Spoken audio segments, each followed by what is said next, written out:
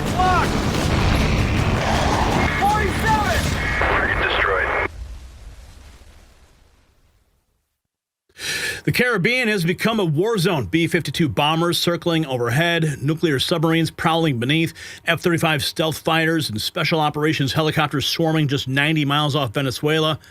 This isn't a training exercise. It's the largest counter-narcotics operation in American history. Drug submarines are being hunted and destroyed. Cartel vessels are exploding under drone strikes. Secretary of War Pete Hegseth just confirmed what the mainstream media won't report. We're killing narco-terrorists in international waters. The footage is classified, and we've got it, though. The message is clear. President Trump has declared war on the poison pipeline to America, and what you're about to see will change everything you thought you knew about the war on drugs. This is real. This is happening, and now it is declassified. More video. Wait till you see this. But it's been all over the news lately. President Trump's renewed focus on American mining and critical minerals. And right now, District Copper Corp is right in the middle of it. Trading under ticker CAXPF, they've just announced a major U.S. partnership with Reacher Gold LLC, unlocking access to proven gold and silver assets across Nevada, Arizona, and Utah. These aren't just exploration projects. They're real infrastructure-ready properties, verified stockpiles, and historical high-grade production. Now, this partnership gives District Metal immediate U.S. production potential and a powerful position in the metals market. And with Washington investing billions to secure domestic copper and rare earth supplies, the cross-border strategy combining Canadian strength with new U.S. assets could not be better timed. Check out the link in the description to learn more. And a big thanks to District Copper Corp for sponsoring today's video. So President Trump in the Oval Office today. Yes, we have new declassified video. We're going to show you. It is absolutely dramatic. President Trump talking about those narco-terrorists. We're going to hit them hard. Listen. Security problem. They killed, this is a national security problem. They killed 300,000 people last year, drugs, these drugs coming in.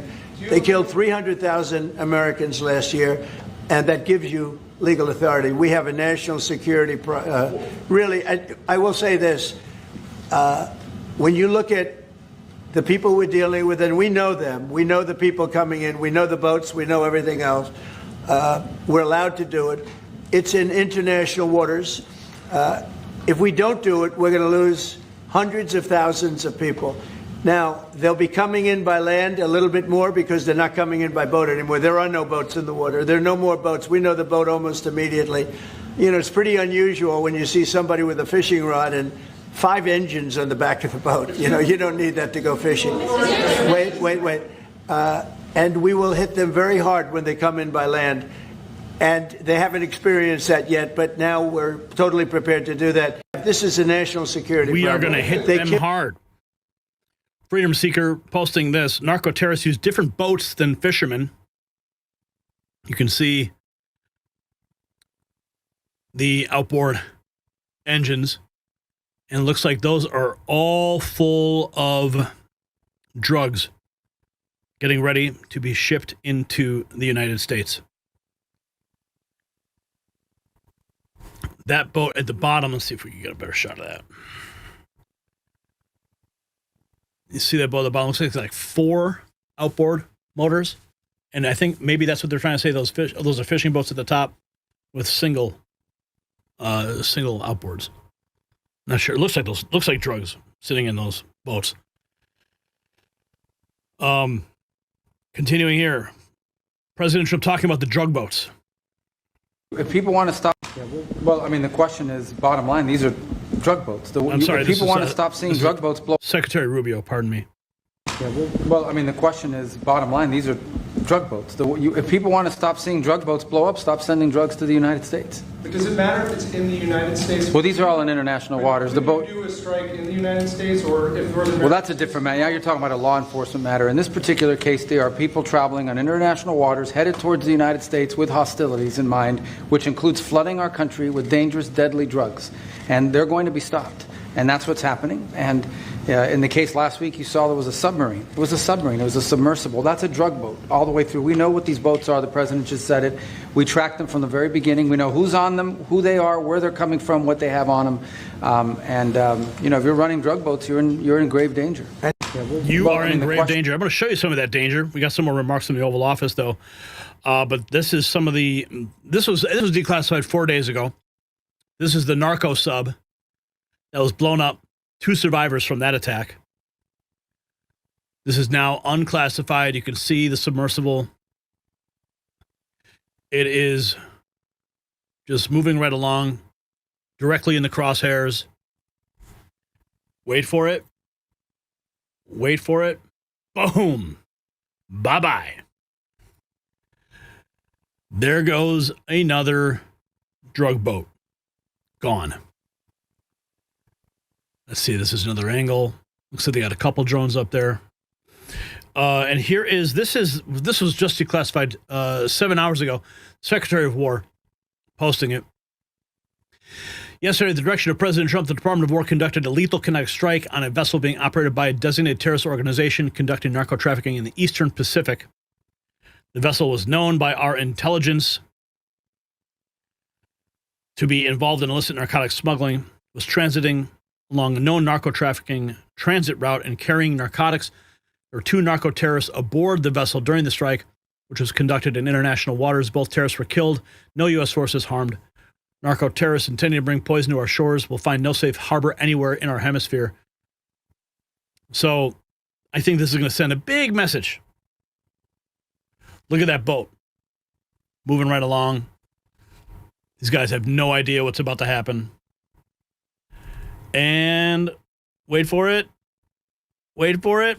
Oh, goodbye. Yeah, they're going to think twice about loading up those boats. Look at that, man. Can you even see where the people are?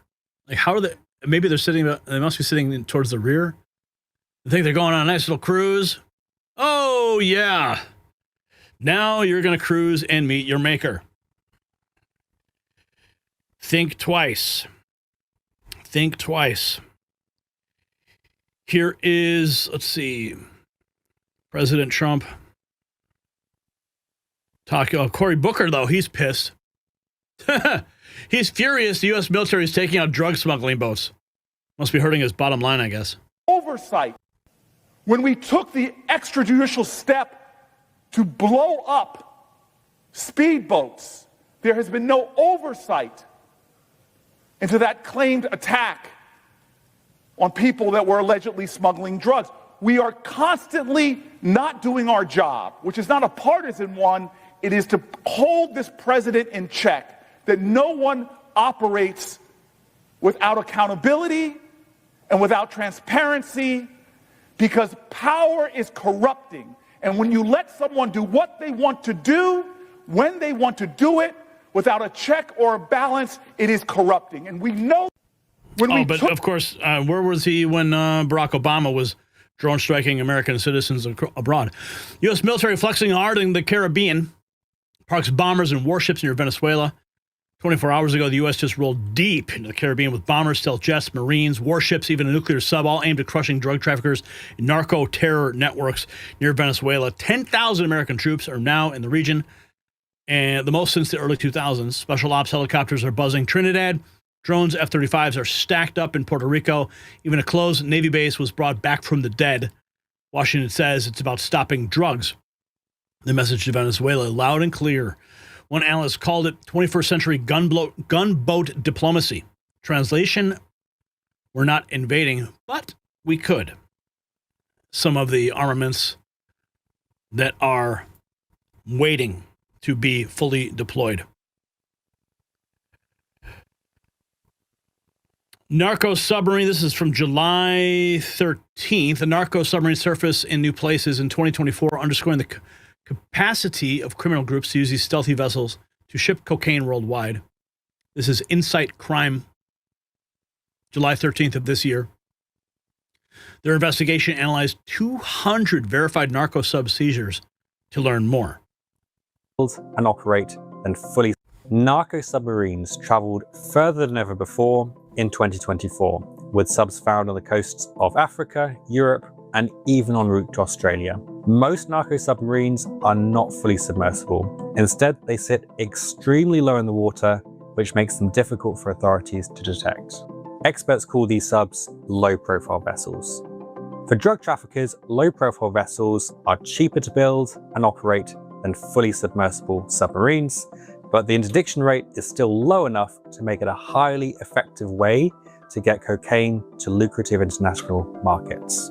In recent years, drug trafficking groups have continued to innovate, making their vessels faster and even trickier to detect. The hardest vessel to spot are fully submersible vessels. They have never been found at sea, but we know they exist because they have frequently been found under construction on land. Most narco submarines are constructed on the coasts of Ecuador and Colombia. The shipyards are hubs for criminal entrepreneurship, bankrolled by some of the most powerful organized crime groups on the planet. To learn more about narco sub design and the routes they take to get cocaine to international markets, visit insightcrime.org. Insight crime. Wow, using straight up submarines. They know they exist. I'm sure Trump will find those too. Here is a picture of one of those drug boats. All the drugs on the floor of that boat. Clearly seen in that drone image. Jessica Tarlov, token liberal over there at Fox's The Five, says the government has killed 32 people in 7 strikes with no evidence they were traffickers. What do you want them to do? You want them to go and scoop up the cocaine that's floating on the surface of the water and bring it to your studio so you can see it for yourself? The admiral leading the mission quit. If we had proof, they'd face a court, not a drone. Oh, yeah, you're going to send it? You want to use a court?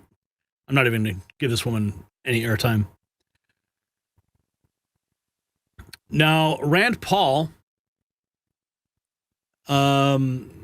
he says no way, shattering Trump's Venezuela narrative, saying there's no fentanyl being made in Venezuela.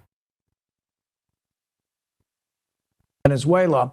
Number one, there is no fentanyl made in Venezuela. Not just a little bit, there's none being made in Venezuela. These are outboard boats that, in order for them to get to Miami, would have to stop and refuel 20 times. They're in all likely going to Trinidad and Tobago, which is an island right off of the coast of Venezuela. So there's a lot of reasons to be worried about this. But number one is the broader principle of when can you kill people indiscriminately? When you're at war. That's why when we declare war, it's supposed to be done by Congress. It's supposed to be thoughtful. It's supposed to be debated. And we're not supposed to do it willy-nilly. And then when you have war, you just kill people in the war zone. And even then there are rules of engagement.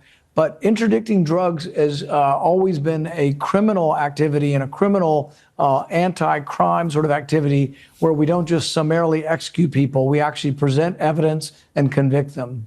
Well, the difference here, Rand, is that they have been designated as a terrorist organization, and these are drug routes that are part of the supply chain that is heading to the United States. So because they've been designated as terrorist organizations, and we still have the, they're still operating post 9/11 terror laws. Okay, the authorization for the executive use of force, I believe it's what it's called. That's what they're operating under. It's never been rescinded. So by designating them terrorist organization, just like they did with Al-Qaeda and ISIS and other groups in the Middle East, they're using that same law to apply to these Venezuelan, now designated terrorist organizations who are part of the drug supply chain. So a little education for you there. I'm sure Rand Paul knew that.